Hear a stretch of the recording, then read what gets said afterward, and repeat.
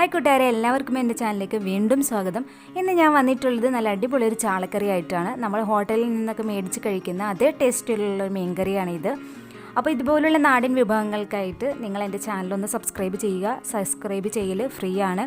ഈ വീഡിയോ അടിയിൽ കാണുന്ന റെഡ് കളർ സബ്സ്ക്രൈബ് ബട്ടൺ ഒന്ന് ക്ലിക്ക് ചെയ്ത് കൊടുത്താൽ മതി. അതോടൊപ്പം വരുന്ന ബെൽ ബട്ടണും കൂടി ക്ലിക്ക് ചെയ്യുക. അതിൽ ഓൾ എന്ന ഓപ്ഷൻ ആയിരിക്കും ക്ലിക്ക് ചെയ്യേണ്ടത്. എന്നാലാണ് ഞാൻ ഇടുന്ന എല്ലാ വീഡിയോസും നിങ്ങൾക്ക് ലഭിക്കുകയുള്ളൂ. അപ്പോൾ നമുക്ക് വീഡിയോയിലോട്ട് പോകാം. അപ്പോൾ ഞാൻ 1/2 കിലോ ചാളയാണ് കറി ഉണ്ടാക്കാൻ വേണ്ടി എടുത്തിട്ടുള്ളത്. നിങ്ങൾക്ക് വേറെ ഏത് മീൻ വേണമെങ്കിലും ഉപയോഗിക്കാം കേട്ടോ. അപ്പോൾ നമ്മൾ ഏത് മീൻ നന്നാക്കുന്ന സമയത്തും ഇതുപോലെ ഒരു ചട്ടിയിലോ പാത്രത്തിലോ കുറച്ച് ഉപ്പ് നേരത്തെ ഇട്ട് വെച്ചേക്കാം. എന്നിട്ട് നമ്മൾ ക്ലീൻ ചെയ്തതിന് ശേഷം ഉപ്പിൽ നന്നായിട്ടൊന്ന് പുരട്ടിയെടുക്കണം കേട്ടോ. അപ്പോൾ ഇനി നമുക്കിത് നന്നാക്കി എടുക്കാം. ഞാൻ കത്രിക ഉപയോഗിച്ചിട്ടാണ് മീൻ നന്നാക്കാറ്, കത്തി ഉപയോഗിക്കാറില്ല. ചിലർക്ക് ഇതായിരിക്കും എളുപ്പം, ചിലർക്ക് കത്തിയായിരിക്കും എളുപ്പം. അപ്പോൾ ഞാൻ ഒരു വശം വെച്ചിട്ട് നന്നായിട്ട് ചെതമ്പലൊക്കെ കളഞ്ഞെടുക്കും. കത്രിക ഉപയോഗിച്ചിട്ട് മുള്ളൊക്കെ കട്ട് ചെയ്ത് കളയും.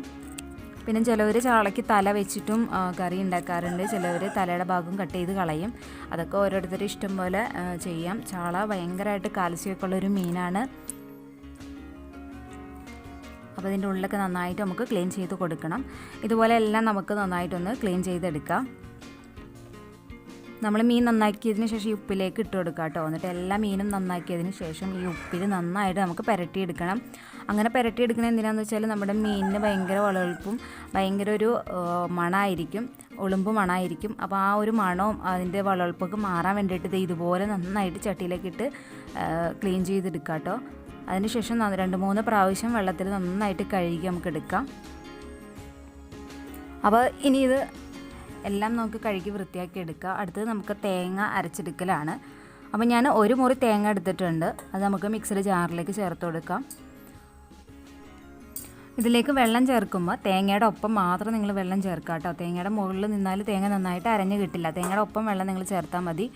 1 സ്പൂൺ മഞ്ഞൾപ്പൊടിയും 3 സ്പൂൺ മുളക് പൊടിയും 1/2 സ്പൂൺ മല്ലിപ്പൊടിയും ഞാൻ ചേർക്കുന്നുണ്ട്. പിന്നെ ഒരു 3-4 അല്ലി വെളുത്തുള്ളി, ഒരു വലിയ കഷ്ണം ഇഞ്ചി, ഒരു 3-4 ചെറിയ ഉള്ളി, ഇത്രയും ചേർത്തിട്ട് നന്നായിട്ട് നമുക്കിത് അരച്ചെടുക്കണം.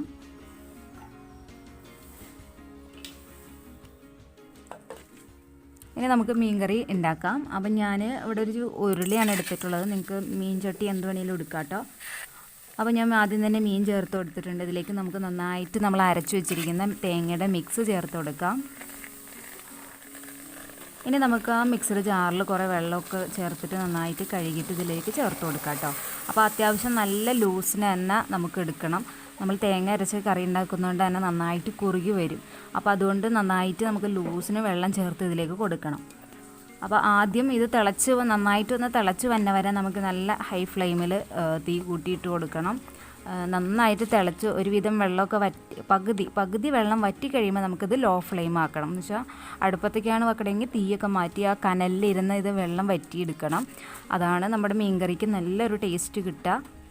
നമ്മൾ പെട്ടെന്ന് വെട്ടി തിളപ്പിച്ചിട്ട് പെട്ടെന്ന് നമ്മൾ ഇറക്കി കഴിഞ്ഞാൽ ആ ഒരു ടേസ്റ്റ് മീൻകറിക്ക് കിട്ടില്ല. ഇനി നമുക്കിതിലേക്ക് കുടപ്പുളിയാണ് ചേർക്കേണ്ടത്. ഒരു 3-4 അല്ലി കുടപ്പുളി ചേർക്കാം. അത് പുളിക്കനുസരിച്ചിട്ട് പുളി ചേർത്ത് കൊടുക്കാം കേട്ടോ. പുളി കുറവുള്ളതാണെങ്കിൽ അതനുസരിച്ച് കൂട്ടുക, പുളി നന്നായിട്ടുണ്ടെങ്കിൽ അതനുസരിച്ചിട്ട് കുറയ്ക്കാം.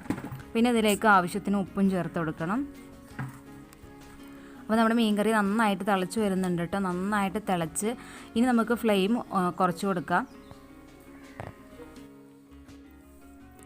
അവസാനം നമുക്ക് ചെയ്യേണ്ടത് മീൻകറിയിലേക്ക് വറവാണ്. അപ്പം ഞാനൊരു 2-3 ടേബിൾ സ്പൂൺ വെളിച്ചെണ്ണ ഒരു പാനിലേക്ക് ഒഴിച്ചു കൊടുത്തിട്ടുണ്ട്.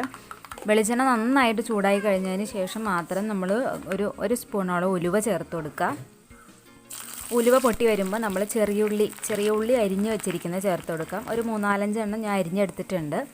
അത് ജസ്റ്റ് ഒന്ന് നന്നായിട്ട് മൂത്ത് വരുന്ന സമയത്ത് നമുക്കിതിലേക്ക് കറിവേപ്പില ചേർത്ത് കൊടുക്കാം കേട്ടോ. അതൊക്കെ എന്തോരം വേണമെങ്കിലും നമുക്ക് ചേർത്ത് കൊടുക്കാവുന്നതാണ്.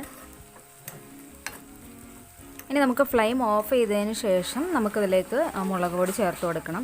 ഞാനിവിടെ കാശ്മീരി മുളക് പൊടിയാണ് ചേർത്ത് കൊടുത്തിട്ടുള്ളത്.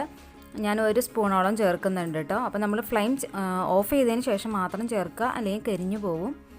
ഇനി ഇത് നമുക്ക് നന്നായിട്ടൊന്ന് ഇളക്കി മിക്സ് ചെയ്തതിന് ശേഷം നമ്മുടെ മീൻ കറിയിലേക്ക് ചേർത്ത് കൊടുക്കാം. നല്ലൊരു ഫ്ലേവറാണ് കേട്ടോ ഇതിന്. നല്ലൊരു ഫ്ലേവറും നല്ലൊരു ടേസ്റ്റുമാണ് മീൻ കറിയിലേക്ക് അത് ഒഴിക്കുമ്പോൾ. അപ്പോൾ ഞാൻ മീൻ കറിയിലേക്ക് ഒഴിച്ചു കൊടുത്തിട്ടുണ്ട്. ഇനി നമ്മൾ എടുക്കുന്നതിന് മുന്നേ മിക്സ് ചെയ്തെടുക്കുക. നല്ല സൂപ്പർ ടേസ്റ്റാണ് ഈ മീൻ കറി. നല്ല ടേസ്റ്റാണ്. നമ്മൾ ഹോട്ടലിൽ നിന്നൊക്കെ മേടിച്ച് കഴിക്കുന്ന അതേ ടേസ്റ്റിലുള്ള മീൻ കറിയാണിത്. എല്ലാവരും ട്രൈ ചെയ്ത് നോക്കാം കേട്ടോ. എപ്പോഴും ശ്രദ്ധിക്കുക, ലോ ഫ്ലെയിമിൽ വെച്ച് മീനിലെ വെള്ളം വറ്റിച്ചെടുക്കുക, എന്നാലാണ് ആ ഒരു ടേസ്റ്റ് കിട്ടുള്ളൂ. അപ്പോൾ എല്ലാവരും ട്രൈ ചെയ്ത് നോക്കുക. ഇനിയും ഇതുപോലെ നാടൻ വിഭവങ്ങളായിട്ട് വീണ്ടും വരാം. അതുവരെ ഓക്കെ, ബൈ, താങ്ക്